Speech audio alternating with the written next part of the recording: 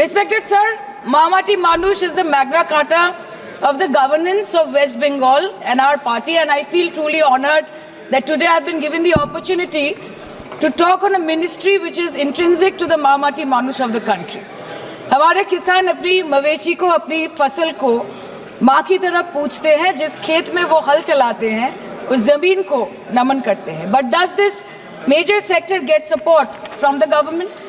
Sir, Indian agriculture supplies around 58% of India's livelihood and is a principal source of income for half of the population, accounting for 17 to 18% of the country's GDP.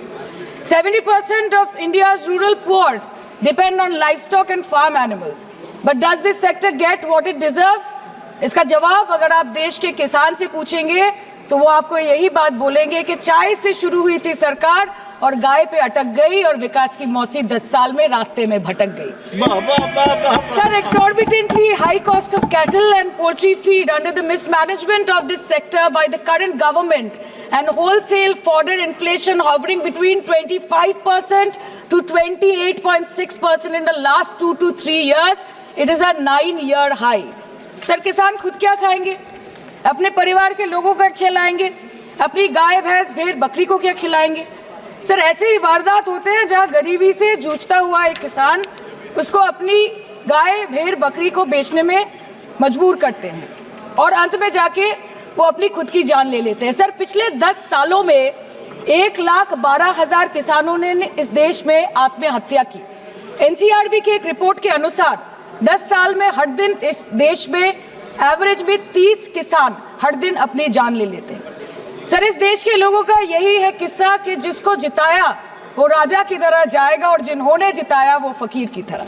विकसित भारत के star स्तंभों में हमारा किसान एक मजबूत स्तंभ है. बीते दशक में खेती के बजट में 10 गुना वृद्धि की गई है. 10 टाइम. 2014 के बाद की बात मैं बताता हूं और ये बहुत बड़ा जंप है. आदरणीय अध्यक्ष जी, आज जो लोग यहां किसान की बातें करते हैं, 2014 से पहले यूरिया मांगने पर लाठी पड़ती थी. रात रात कतारों में खड़ा रहना पड़ता था और वो जमाना था जब खाद किसानों के नाम पर निकलती थी लेकिन खेत में नहीं पहुंचती थी, कहीं और ही काले बाजारी में, और 1 रुपया 15 पैसा वाला हाथ की सफाई का खेल चलता था. आज किसान को पर्याप्त खाद मिल रही है. कोविड का महासंकट आया, सारी सप्लाई चेन डिस्टर्ब हो गई, दुनिया में अनाप शनाप दाम बढ़ गए और परिणाम ये हुआ कि क्योंकि हम यूरिया पर डिपेंडेंट, हमें बाहर से लाना पड़ता है.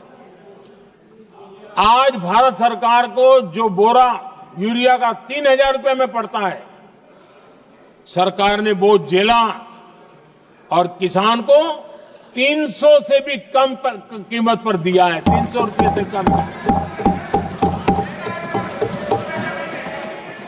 किसान को ज्यादा से ज्यादा फायदा हो, इसके लिए लगातार हम काम कर रहे हैं. आदरणीय अध्यक्ष जी, किसानों को सस्ती खाद मिले, इस एक काम के लिए पिछले 10 साल में 12 लाख करोड़ रुपया खर्च किया गया है.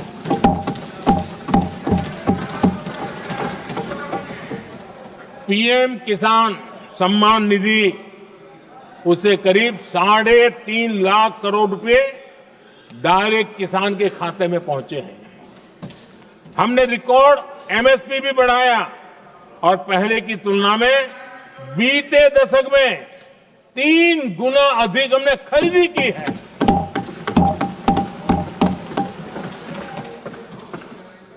किसान को ऋण मिले, आसान ऋण मिले, सस्ता ऋण मिले, उसमें भी 3 गुना वृद्धि की गई है.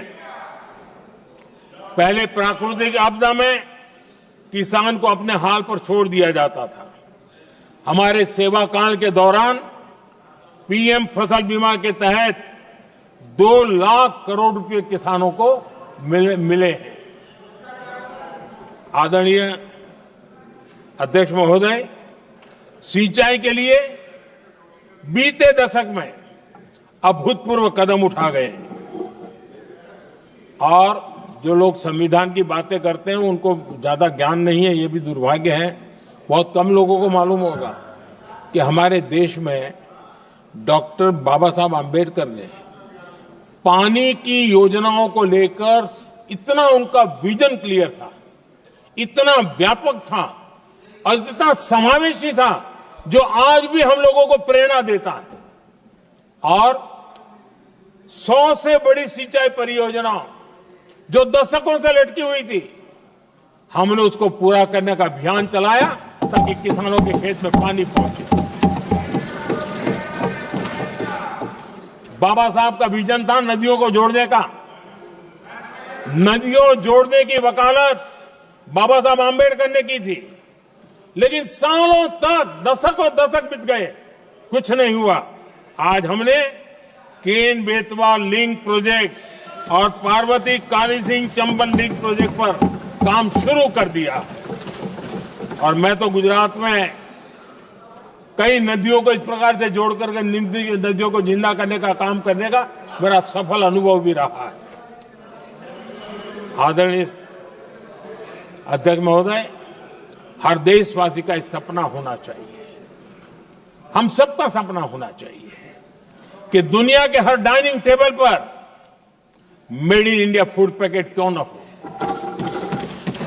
आज मुझे खुशी होती है जब भारत की चाय, इसके साथ साथ अब हमारी कॉफी भी दुनिया में अपनी महक फैला रही है,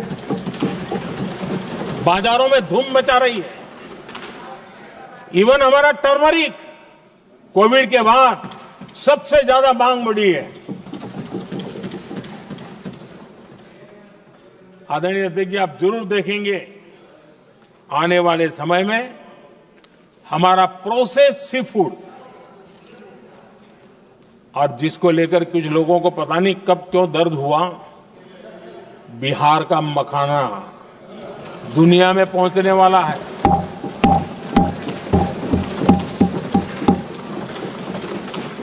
हमारा मोटा अनाज यानी श्री अन्न, ये भी दुनिया के बाजारों में भारत की शान बढ़ाएगा।